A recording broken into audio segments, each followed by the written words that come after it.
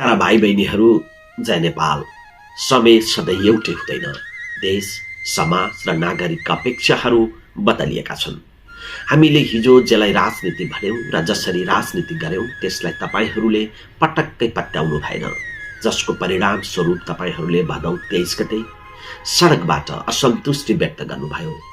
तपाईहरूबाट व्यक्त असन्तुष्टिलाई आत्मसात गर्दै हामीले पनि पछिल्ला दिनहरूमा आफूलाई बदल्ने साहसिक निर्णय गरेका छौं।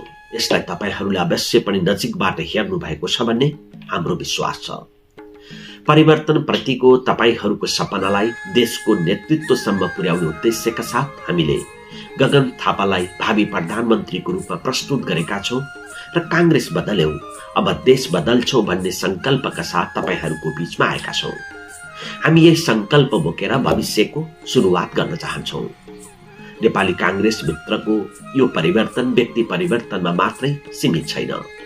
तपाईहरूको आँखामा देखिएको सपना र हृदयको आवाजलाई सम्बोधन गर्ने गरी देशको समृद्धिको एजेन्डा र कार्ययोजनाको संकल्प बोकेर हामी तपाईहरूको बीचमा आएका छौं।